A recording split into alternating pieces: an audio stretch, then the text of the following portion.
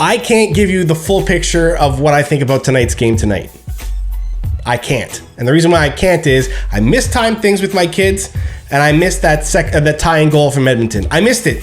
And I couldn't find it on any replays before I went live here. I'll have to watch it after the show. Okay, so maybe if you guys can tell me in the chat what happened for that tying goal from Edmonton, that'd be nice. But I did not see it. I have no clue about it. So it may affect what I'm about to say. I'm going to tell you the story of what I saw tonight, okay? And you can fill me in, all right, in case I did miss anything, all right? But how many people want to be mad at Hutch tonight? You know what I mean? How many people want to be furious at Hutch tonight? I'll tell you what, I don't. Even that first goal. Man, again, could another goalie have saved a breakaway like that? Maybe. You know, I know Hutch isn't the best at breakaways, but it's still a breakaway, guys. And hockey law says you can never completely blame a goalie if they're on a breakaway. Because what happened before that, you know? This wasn't a breakaway that happened because McDavid turned on the Jets at his own blue line, skated through the entire team, and then had a breakaway on the net. That's an elite breakaway. And something like that, holy geez, you can't be mad at the defense. You can't be mad at the goalies. All you can do is be mad at the hockey gods for blessing Mr. McDavid with such skills, okay? So that's what I'm talking about. That would be an elite level goal. That's nobody's blame. That's just the other player being really awesome, right? But that's not what happened here, right? That first goal, hey man, you can't be giving up. Like, I know sometimes the last guy with the puck, right, he might hit it into a shin pad or whatever, and it causes a random bounce or whatever. But I'm telling you guys, you're supposed to plan for that, okay? If you're the last man back with the puck, right, there's no other man behind you further back on the ice than you, and you've got the puck, you owe it to your team to make a decision quickly with it, okay? You need to get it in the right place. And if you don't, that's on you. All right, even if you have to pull back and maintain possession, have everybody clear the zone, whatever, okay? Even if that's the case, you can't make mistakes that are going to cause breakaways ever, and that's just a fact. Yeah, the camera stuff again. It's because it knows I'm riled up here, okay? It knows I'm onto something here, all right? And what I'm onto is that's another one where we have to blame the team in front of the goalie and not the goalie. And it's Hutch, man. It's Hutch. And I want nothing more than to blame him for not saving that breakaway attempt. Because to be honest, it didn't look like that great of a shot. But it's still a breakaway, guys. And I'm telling you, the same shot, when there's 5 guys in front of you and it's like from the hash marks, whatever, even if it was from the same spot on the ice, but it was from a standstill, you know, whatever, Hutch has a way better chance of saving that, okay? It's the breakaway. It's the fact that it's a breakaway is the worst, okay? So, you know, they've done it to Hutch, they've done it to Campbell, they've done it to Anderson. I'm telling you guys. And I know, other teams have defensive lapses too. I'm not saying that. Not one part of me is saying that the Leafs are any worse than any team right now because of these defensive lapses. But I'm telling you, that's what they need to fix first and foremost, okay? Because what do you think the other teams do when they make those similar mistakes? They tighten up defensively, or they learn how to, or they fire their coach because they never taught them how to do it, you know? Right? What they don't do, what these other teams don't do, is trade away their starting goalie every 2 years because the fans are fed up with them. They don't do that. So again, in this whole goalie talk and everything like that, I don't care if it's Hutch, I don't care if it's Anderson, I don't care if it's Campbell, I don't care if it's you at home. Okay? If you throw this on and you're on in the middle of an official game, I don't care what position you play, you know, I am rooting for you to have a good day. You know, if on that moment I'm rooting for you to have a good day. Okay? I want that for you because you represent this. Okay? So it has nothing to do with goalies, and I'm not even criticizing the team as being like a garbage team, but I am saying that it's a defensive issue, and anyone who wants to say, yeah, all goals happen from defensive issues, no, they don't. Like I said, there are some that are just pure elite talent. In fact, a lot of them are pure elite talent, or a combination of that and just dumb luck. That happens too. You know, if a guy shoots it from the point, okay, and he's got a clear angle to the net, because you've done your job, you've cleared out your guys, the goalie can see it perfectly, he's square to the shooter shoots it, but he shoots wide because he screws up, and it bounces off 1 shin pad, 2 skates, and a 3rd stick, boom, and somehow finds its way around you. That's not talent.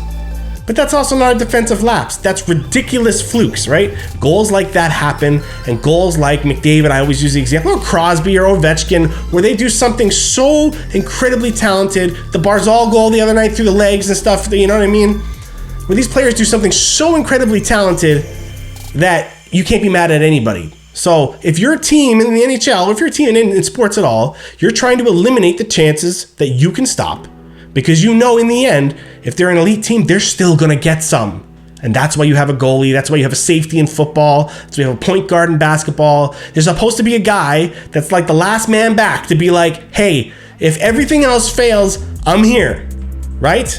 So that's what you want for your goalies, and our goalies are not getting that. They're not getting those opportunities where it's like everybody else did the right thing and then their opponent still found a way to get a shot, right?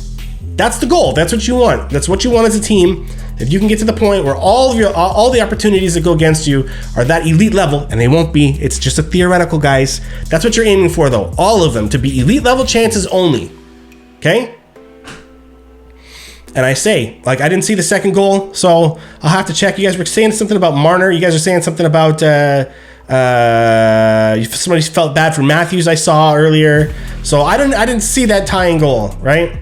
But even the final goal, right? Guys, 3-on-3s drive me nuts. They drive me nuts. And this is not the Leafs.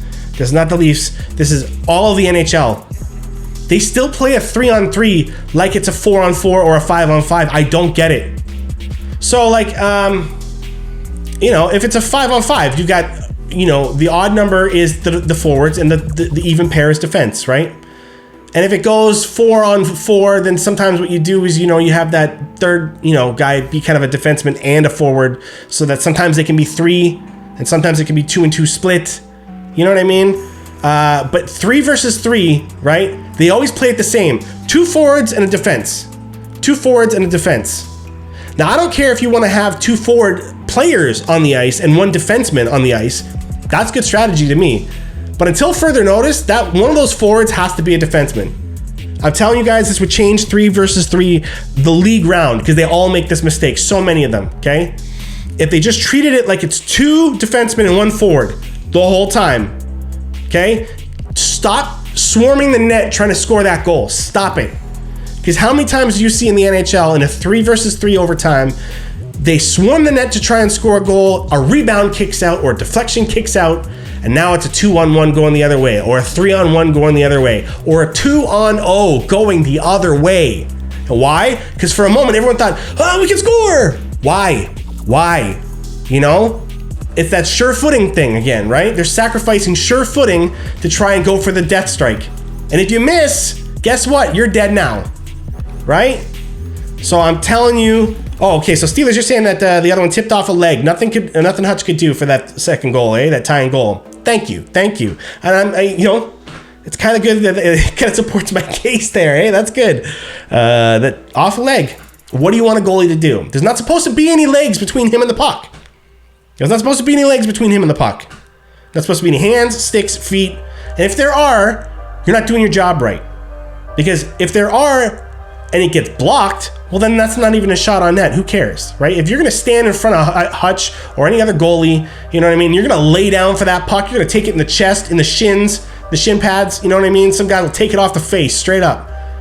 If you're willing to do that, and you want to step in front of the puck when the goalie's supposed to be looking at it, hey, not a hockey guy in the world's going to blame you for that. It's going to be hats off to you, sir. You're a brave SOB, right? Blocking shots in the NHL like that. It's a scary thing nowadays. Not that it ever wasn't scary. You look at the old photos and stuff, but still, it's even worse now. It's crazy. So either get out of the way and clear your opponents out of the way, or block the shot. But shots shouldn't be coming through and hitting off legs and hitting off sticks. That's a defensive problem.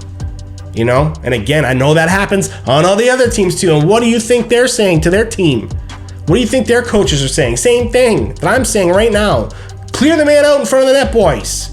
Let your goalies see it. The announcers are saying it during the game. The post-game analysis are all saying it. It's not just me, guys. Some of this stuff is just pure hockey fact. And if you watch enough of the coverage and stuff, you'll see them saying all the same things I'm saying right now. So I want to see, if we're going to get scored on, I want it to be elite goals. Okay? That's what we need to focus on. Or flukes. I'll even take flukes. Flukes suck. They really do. But there's no one to blame on a fluke, and there's no one to blame on an elite goal. What there is people to blame for is defensive lapses or goalie lapses, right? Like, we have seen those too. Even Freddie's had some of those guys. I'm not saying he's perfect, okay? So, I don't really know. Steelers, you're saying that Galchenyuk was supposed to block that shot. So again, I didn't see it, but you're probably right, man. You usually have a good hockey sense on you.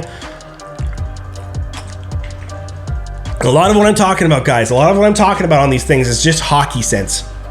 It's a lot of this stuff, I'm telling you, it's not even opinion. It's just what I was brought up to learn about the game. There are certain strategies, certain focus that, like, they exist for a reason. Now, whether you choose to follow them or not, that's up to you as a coach, or you as a player, you as a whole organization. There are many different ways to win this game, okay, at any given moment, right? But trust me, every moment has a way out. It's a game, after all. It's the most fair thing you can have in life. Sometimes, no matter how bad it seems, there is a way out. But are you good enough to get there? And that's where you test yourselves, right? I don't care if you're down 7-1.